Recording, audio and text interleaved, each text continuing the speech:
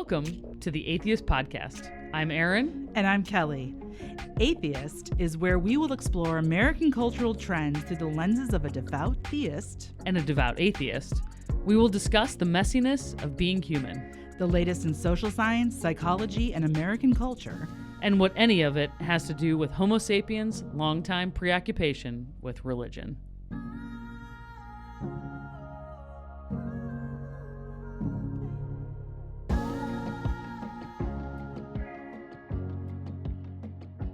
All right, everybody. Welcome to our new episode of the Atheist Podcast. And we are really excited to have Kelli Braggs and Debra Wiens here with us today. Kelli is the executive director, and Deb is the president of the board of Bridge of Hope Ministries here in St. Louis. And welcome, you guys. We're so glad to have you. Thank you for having us, Kelly.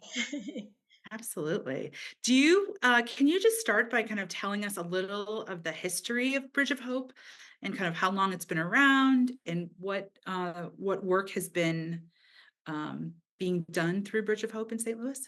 Absolutely. Bridge of Hope is a 501c3 nonprofit located in North City, St. Louis. Bridge of Hope is about 23, 24 years old. Started out as really an agency that was looking to fulfill a need in the community, and really did a lot of conversations with neighbors to find out what that need was. And so what Bridge of Hope has really essentially become is really a space for unhoused individuals who really need some place to be during the daytime, who need services. Bridge of Hope really prides itself on being a safe space, a place where they come in, people know their names. And it's become a community over the years. A lot of the people who are being serviced at Bridge of Hope, they are from the community, so they know North City, specifically the Greater Ville, which has a lot of historic value to it. And so, we really look at, what we're doing for our clients, but also how we're able to help to be a part of the revitalization of that neighborhood. And so, and like I said, we serve chronically unhoused individuals. Most of them are dealing with some type of mental health or some substance abuse. And so they need a little bit more extenuating services to kind of help navigate their situations. And so what we're doing is we're working now with agencies here to really figure out how do we provide medical respite. Respite is a service where unhoused, if they are going into the hospitals, they've been admitted through the ER or been an inpatient, then when they're discharged, they have a place that they can come and they can heal while we're working to heavily case manage while looking for permanent housing or some type of substance treatment so that they're not being released back into the. So tell me, what happens right now?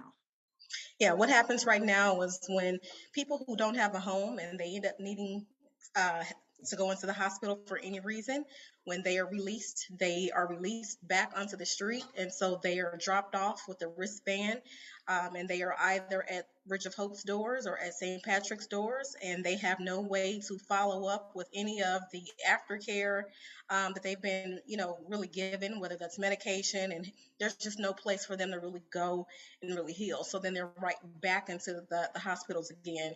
And so we're trying to be a space that really essentially stops that in and out of the hospital admissions, reducing those inpatient readmissions. And so Bridge of Hope is really transitioning our space to do that.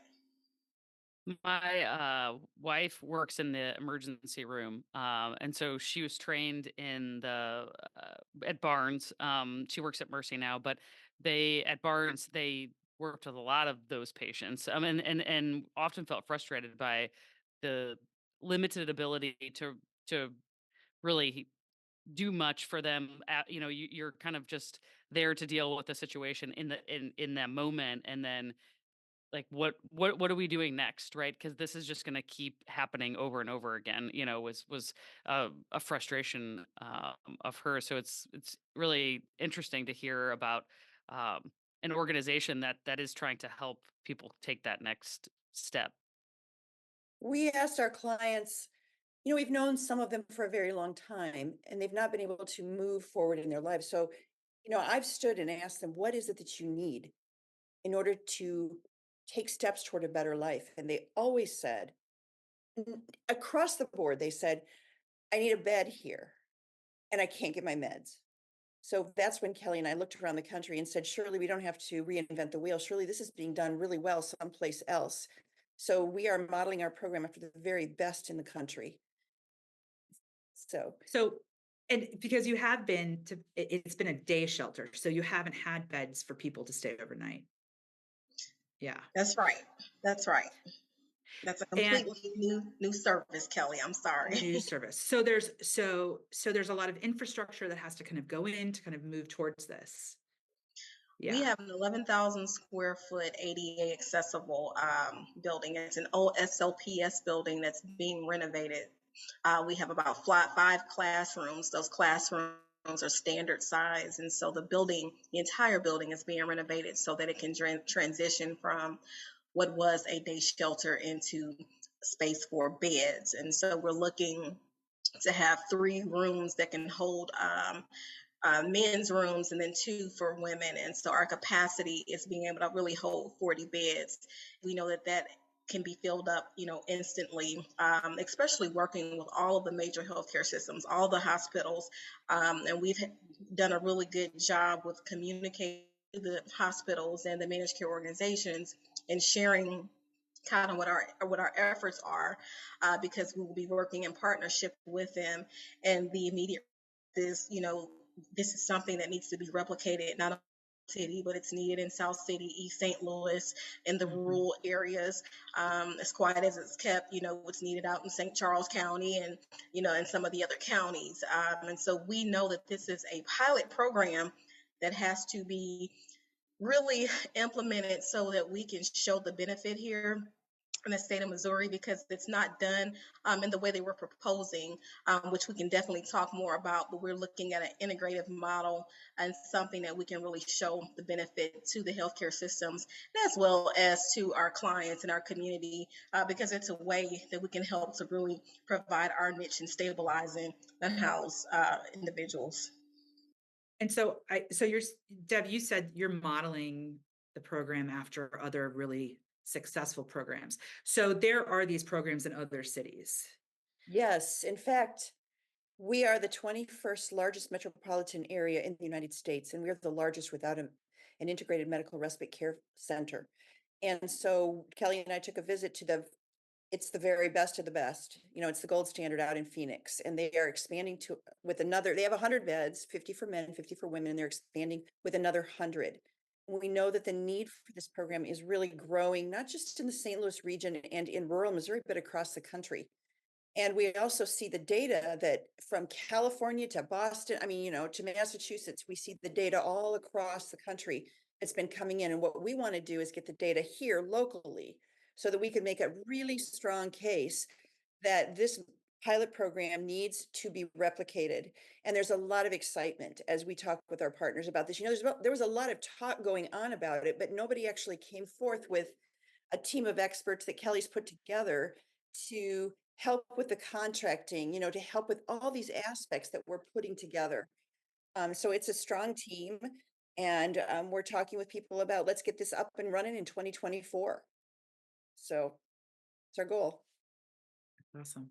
I was gonna ask if you have any, stories that maybe that you could share, like specific anecdotes about individuals that you've helped, that could maybe help, illustrate for people why this is such a worthy organization. I've got a really good story. Um, I've been at Bridge of Hope longer than anyone that's currently there. So I have this history and this knowledge of this community. And one day I was hauling chairs, which I like to purchase chairs that are good quality, that are used, and bring them to Bridge of Hope. And I was hauling these chairs from my car into the building. And as fast as I hauled them in, this woman was there hauling them out. And she was putting them in her car.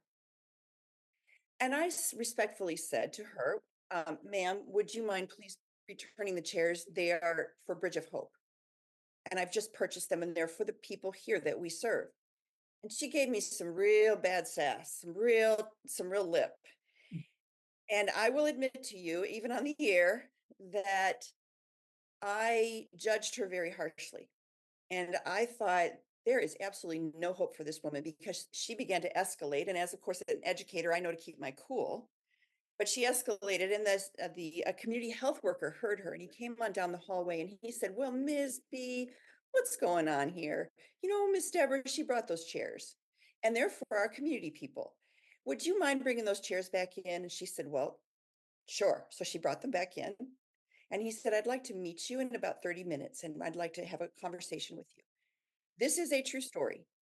He met with her about 30 minutes later. He asked her is it that you would most like for your life? And she said, "I really want to get clean. I'm tired of my drug addiction. I'm tired of living on the streets.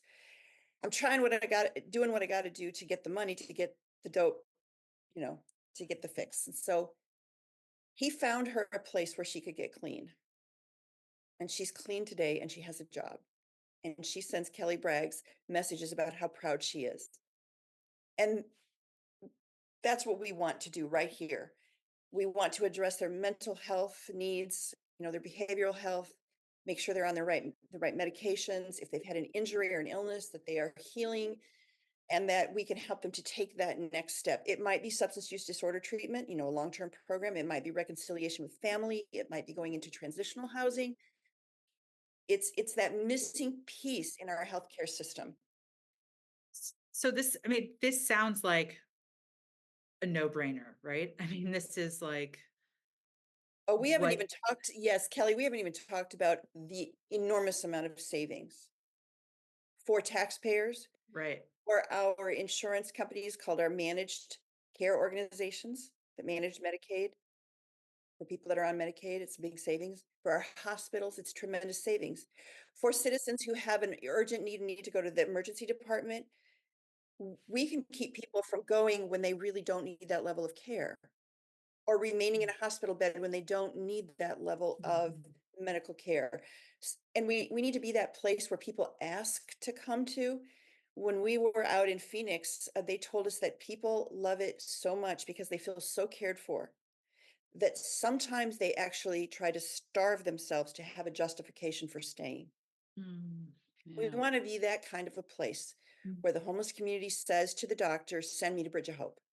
Yeah. That's so important. I mean, just kind of going back to what I was talking about before, that a lot of times when they would have patients in the emergency room here in St. Louis, they would come in and they would say this or that was wrong, but mostly they're like, really, they just wanted a sandwich and like a warm place and but and then you have these enormous volumes of patients coming in also, if you don't have insurance, this is like the best way to get access to any sort of medical care if you do actually need medical care.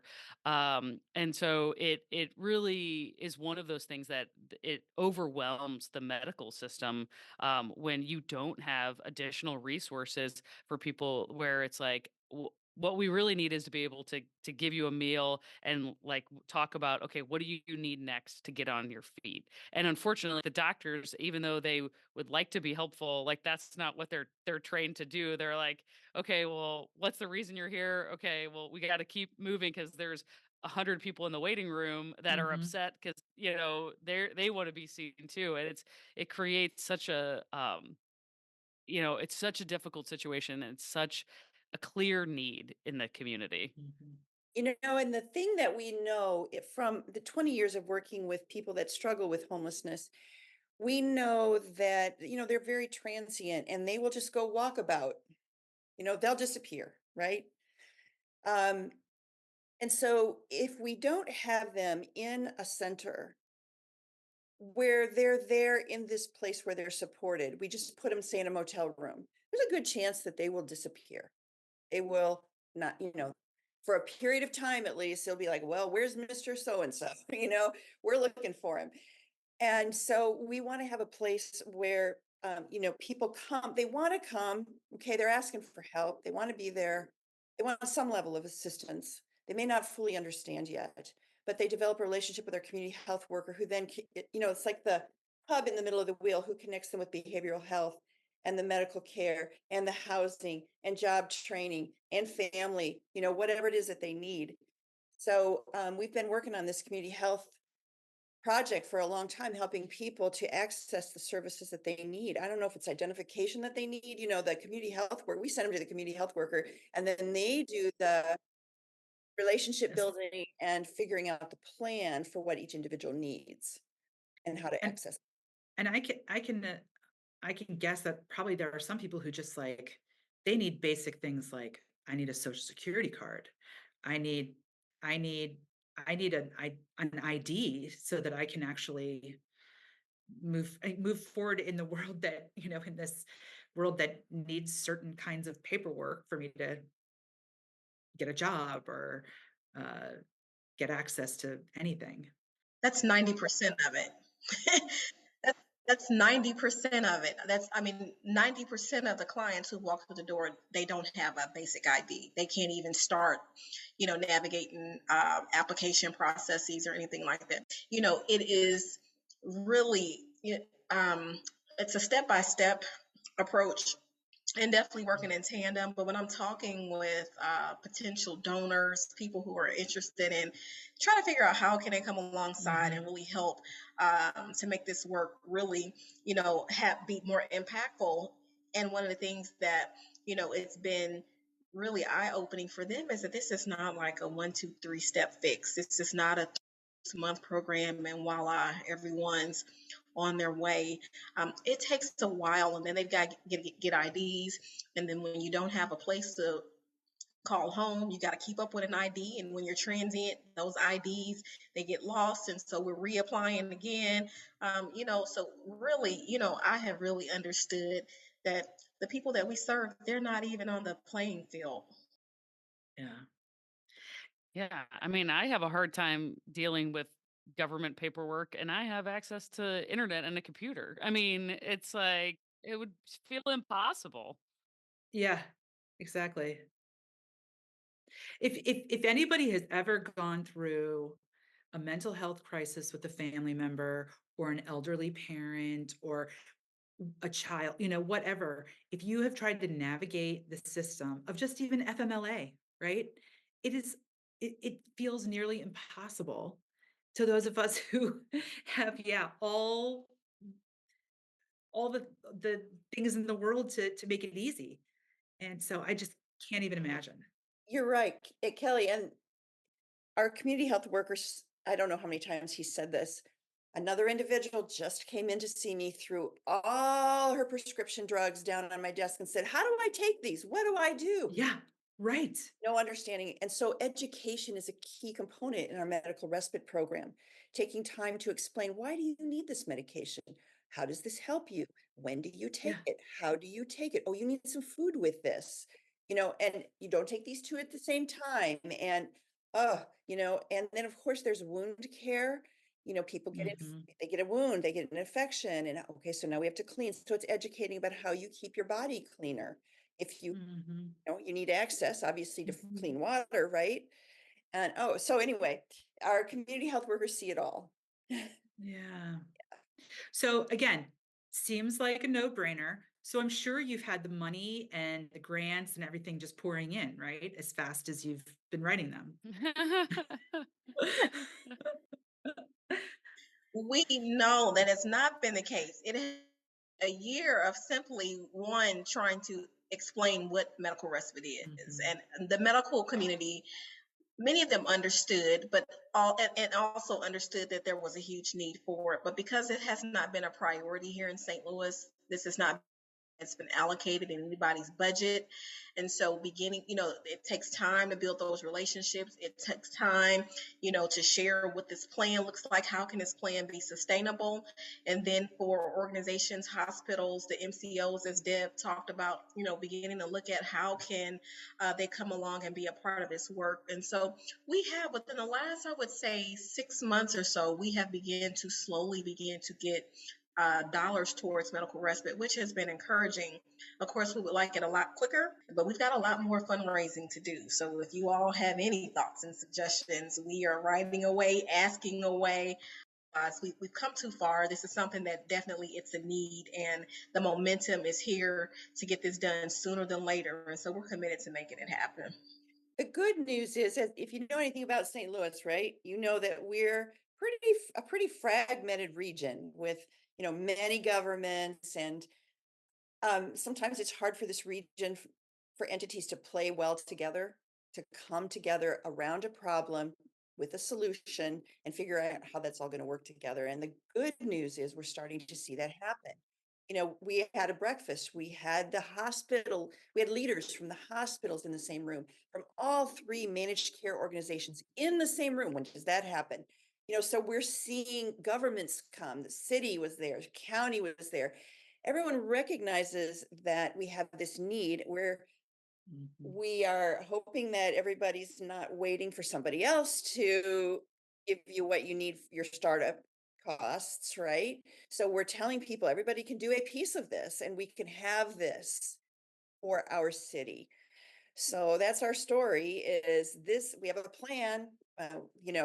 We have a plan because it's so much has been shared with us from successful organizations around the country. So we are just very excited and believing that this can happen in 2024. It's getting the word out that has been our challenge, to let people know, come to us, help us, let's get this done. And so that's really where we're at. So we're talking in this kind of series of the podcast about what people can do to create change, and what we think, and I think what I know you guys think too, is to create change is most effective on a local community level. So if you're talking to people in your community, what would you like? What do you need? What can people do to help Bridge of Hope become um, this medical respite center that will really change the fabric of our city? They can be active supporters by really talking to in their circles of influence. I think the word, sharing the word, getting the word out, but definitely uh, in their neighborhood associations. For us, the funding that we need, the level of funding that we need, it's gonna take us to get some government dollars. We need small dollars, individual small monthly donations. Those all that will help in getting Bridge of Hope to the next step with getting our doors open in 2024. We also have a list of needs, of in-kind donations. All kinds of supplies are needed. Furniture is needed. There's a lot of volunteer opportunities. If people have skills that time they can donate, like in the area of development and fundraising, in the area of business, um, budgets, finance. I mean, there's just all kinds. Oh, construction. Come and help us build some more of our partitions that go between our beds for the semi-private space. There's just all these opportunities. There's opportunities for companies. When you come to Bridge of Hope and you're like, yeah, they need a new parking lot. Yeah, we need a new parking lot resurfaced. So we need a sprinkler system. So there's construction opportunities. And the faster that people come around this, everybody doing a piece of it, whether it's volunteer, whether it's cash donation, whether it's in-kind donation. I mean, all of that will help this to come to fruition. And that's how it works successfully around the country. That's great. And I think that we as a community are typically, like, St. Louisans are it's a generous city. But I think a lot of people don't have the opportunity to even know that this is a need that we have. Just like, from my own personal experience and the folks that I spend a lot of time talking to, I mean, I feel like they would be like, oh my gosh, what can we do to get them support? Because this is, I mean, it affects their jobs too. I mean, there's such a ripple effect with this issue, that by supporting an organization like yours, you help more than just the people that you are helping at Bridge of Hope. You're helping, doctors, nurses, also all of these other patients that, are looking for treatment. I mean, it has outsized influence than just like that immediate need. That reminds me too of something that we can't miss. And that is, in St. Louis, it's very, very difficult in any community to get approval for a place for homeless individuals to come. Hmm. And our community where we're located, Kelly and I and volunteers have canvassed that neighborhood twice and gotten signatures. We had to, the city made us go out and get the signatures, then they made us go back out and verify the signatures that we had just gotten. So we have met our neighbors at, twice at least, and had conversations about what we're doing. And they said, there is such a need for this. And we told them we're not just going to be releasing people to the street, they're going to have a plan for where they're going to go. And they understood that people are coming here to heal, to continue their healing process. And the community has said yes. So it's an exciting and a very unusual thing in our city for a community to give 2 thumbs up to, we want people here to heal and to take steps toward a better life, not pushing them out to somebody else's neighborhood. Right. I wonder if you could tell us a little bit. I think this is important too when we're talking about acting locally. Until I knew about Bridge of Hope, I didn't really know I didn't even know about the Ville neighborhood at all. And I didn't know the history. Um, and the Ville is a neighborhood that's just not, like a mile just north of St. Louis University, and that kind of really vibrant area there. That's a kind of college area, and it's just not even a mile, right? Not even. Like maybe half a mile, Mhm. not even. And has such a rich history. Can you tell us a little bit about the Ville and kind of that community? Absolutely. So the Ville, one of the biggest staples in the Ville is the Annie Malone Children's Center, and it still stands today. But the Ville is known for so many successful individuals. Arthur Ashe, like I said, Annie Malone. You have Tina Turner was a part of Sumner? Sumner. Thank you. I'm sorry. I'm getting my schools. Beaumont, Sumner, Soldan are all kind of in that same little, but Sumner High School that's there, but also just the neighborhood where, African Americans could really purchase homes. It was one of the first communities where, we could buy homes. And, so it was more of our middle to upper class African Americans that lived in that community. And so when you see and drive through the neighborhood now, to see what it is now and to know the rich, deep culture and history that it was built upon, it's a shell of itself today, and so it's something that, we care deeply about making sure that people understand, because you can live in St. Louis all of your life, know anything about the Ville, and the things that have come from the Ville, specifically to the School of Medicine that's right really on the next block from Bridge of Hope. It was the first place where Black doctors could practice. And that was the only place that Black doctors could practice medicine here. And so, a lot of physicians came through the Ville in their training. And so it's just, it's one of those things that when we are talking about, it's a both and for our clients. They love that neighborhood. Most of them are second and third generation. Uh, Really, kids, grandkids coming through that neighborhood. They went to school. I hear stories of some of the clients that we serve who actually remember the building that we're in. The building that we sit in is the school that was built for the Black kids. That was the school where the only for our Black kids that they could go across the street was what they considered to be Big Williams, because we're Little Williams in the old SLPS district. That was for the white kids. And so there's no gymnasium in our building. They didn't have, all of the amenities that the kids across the street had. So it's a lot of rich culture there. On the flip side, which is something that we have to deal with, is that clients, as much as they love community, it's harmful for them to be in a community at the same time. We have to think about, like, where are we sending them when they go to heal and to recover. The woman that Deb shared about her story about the chairs, and she has done such a great job. But this was after multiple attempts of getting her into some sobriety. And it couldn't happen with keeping her close to home, because our clients, they love where they come from so much, but also a lot of this, the temptation of what they're dealing with is also right there. And so if they can walk to it, they're going to get to it. It wasn't until we sent her out of the city that she began to gain some traction and be able to kind of, get stable.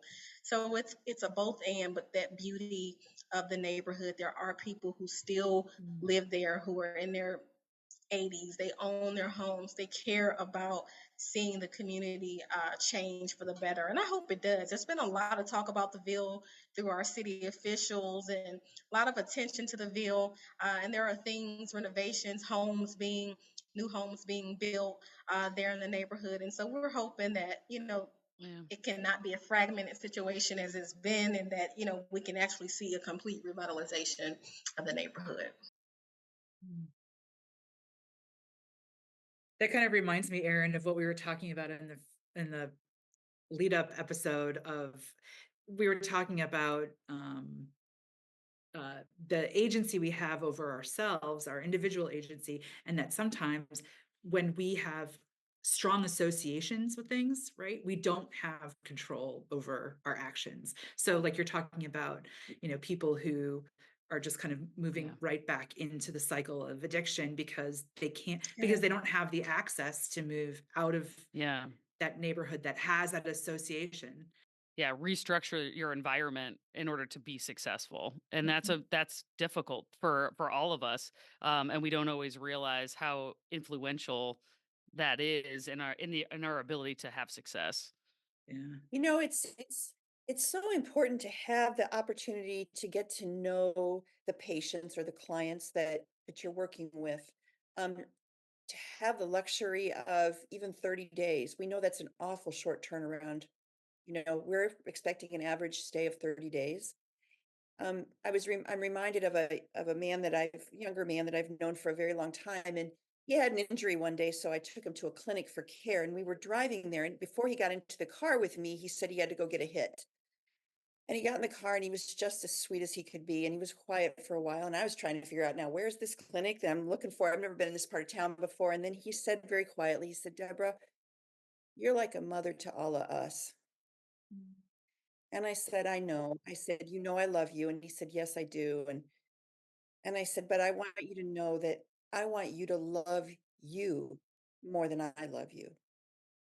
And he said, "I know." And I said, "So when you're ready, we're here. When you're ready." When he's just not ready yet, and we wish everybody would be ready, you know. So we are going to, when we get this thing open, we're going to work with people that are willing to take that very first step, who are ready. Some of them may not quite be there, but we know that, there's going to be a lot of pressure on us to take anybody who doesn't have a home, who comes to the emergency department or the hospital, right? But we have a determination of the level of care that we can provide, the kind of patient that we can care for. And so we're hopeful that in the first year, Kelly, what did we say? In the first year, it'll be over 200, right? Be over 400 when we're fully operational with all beds available. So that's a lot of individuals coming through that we can have a big impact on. Amazing. So how far are you from realizing that vision of open doors, and like what does it take to get there? Yeah, so we have to raise really close to about $2 million to get there. And that is, with our infrastructure needs, as well as making sure that we have enough revenue really generated for the first 6 months, because there's a reimbursement method for the sustainability approach, which we know is how medical respite will be sustained. We'll be able to be reimbursed through Medicaid. And so that's a process, and going through the licensing and what have you. So it's about $2 million. We are pretty much, we've raised close to $400,000 as to date, and so we've got some pretty big grants in the pipeline right now through the city. We've got some private foundation grants that we have written.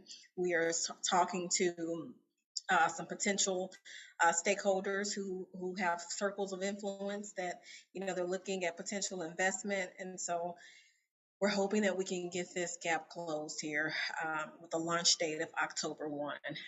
Is there any benefit to people writing to government agencies to solicit, their help? Absolutely, absolutely. We can definitely have you to write into the Department of Health and Human Services, into the city. They're very much so the key component for our unhoused for the city of St. Louis, and so funds. There are still ARPA dollars from what I'm seeing that have not been spent and designated, and so we can really get our hands on that. That would be wonderful.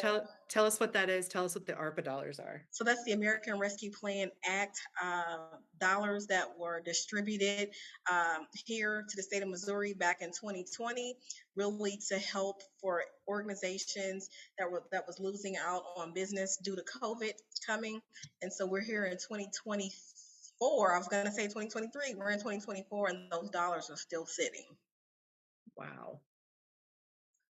So really, having some accountability too, as to how dollars are being spent, and knowing that we're bringing a program that's not here in the region, and it's been proven and validated that it's needed.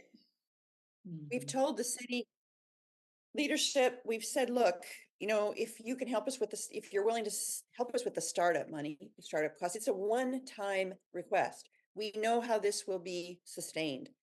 80% of this will be sustained through Medicaid dollars. And so this is a win-win for hospitals, patients, the city, everyone. And we know that first responders, there is so much cost in terms of their time. There's a wait time for first responder help when there's an emergency. And a lot of times they're called for things that are not emergencies, for people that don't have homes because they don't have any other way to get to the hospital. So, with transportation, we will be able to even lift the burden upon those first responders. The city's very excited about that. We just really need these dollars to flow so that we can get these doors open.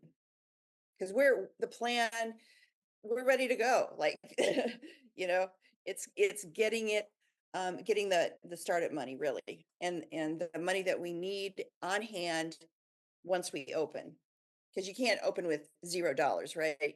You have to have cash on hand. So that's what we need.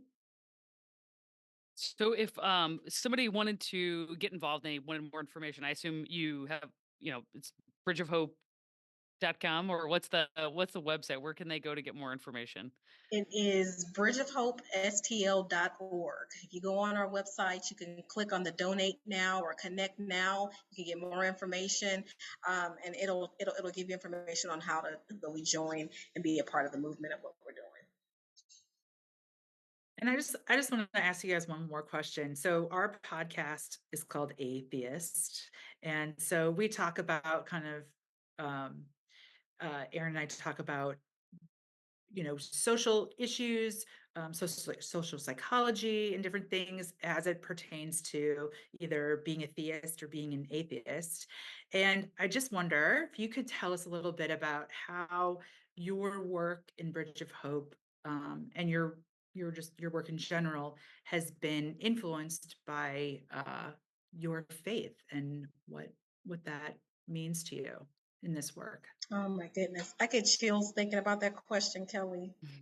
The why. My why is because I just really believe every person is the imago Dei, and which is simply we are all created in the image of God, and we all deserve equal access to housing, to healthcare, to education, to all the things that we need to thrive. And so, a little bit about my history. I am a pastor who spent time both working inside and outside of the church. And so, I can't think about the there and after when we've got folks suffering right here, right here. And so this has simply for me been another level of a pulpit. Really, I consider this the pulpit really of being able to touch individuals who need to see God in a different way. They don't care about you giving them any kind of religion. They want to know, how can I be helped right now? And we are a faith-based organization, but we are very intentional to make it known.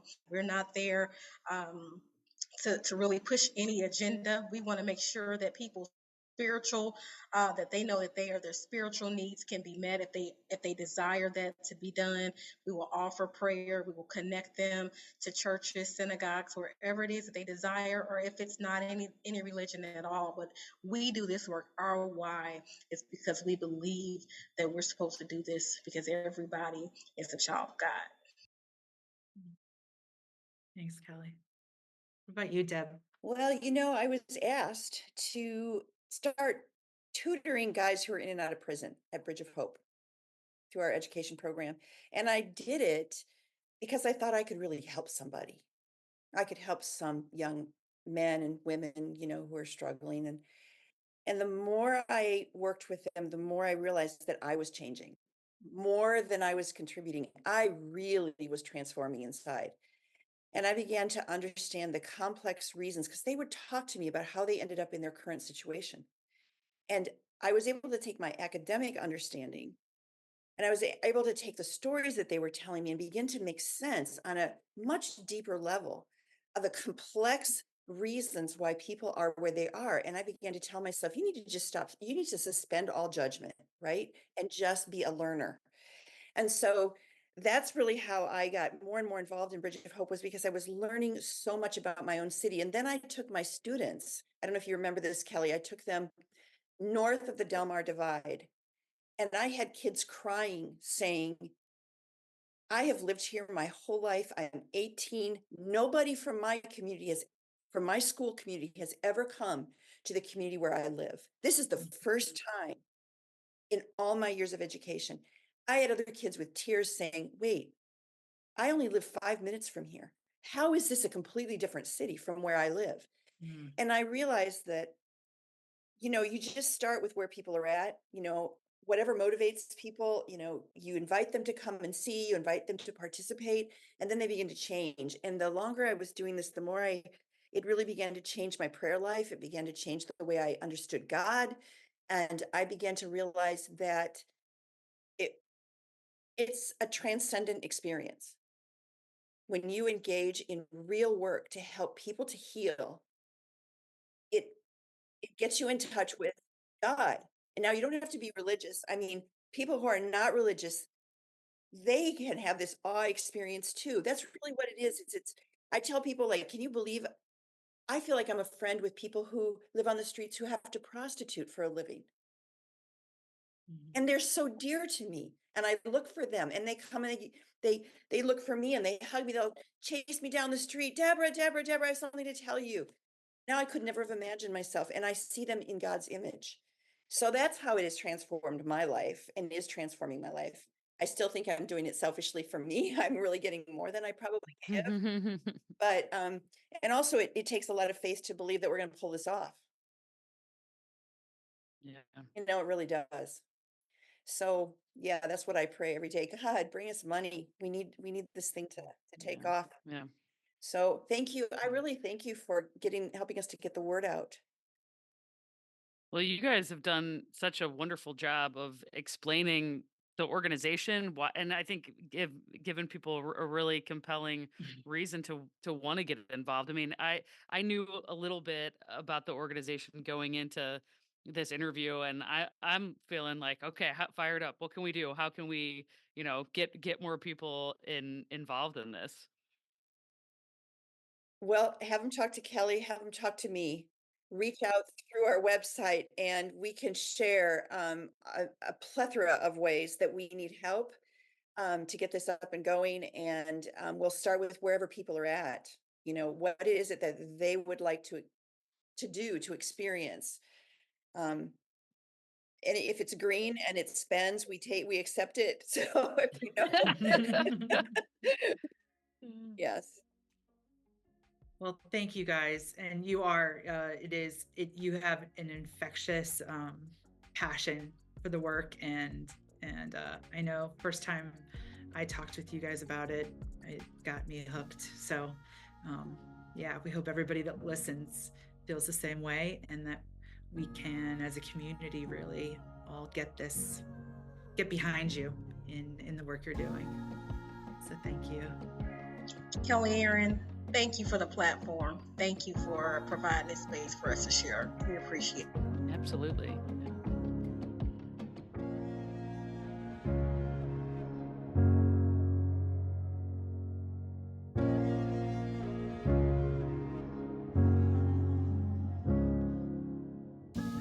We want to thank our guests, Kelli Braggs and Debra Wiens. We want to encourage our listeners to support Bridge of Hope St. Louis.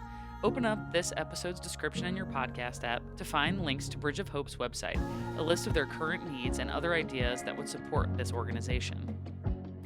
You should also share this episode with a friend. Not only will you help us out a lot, but it'll also help spread the word for Bridge of Hope. Atheist is produced by Justin Sywell and Trend Media STL. You can follow us and other great podcasts on Instagram at STL Podcasts. Thank you for listening, and keep looking for connection.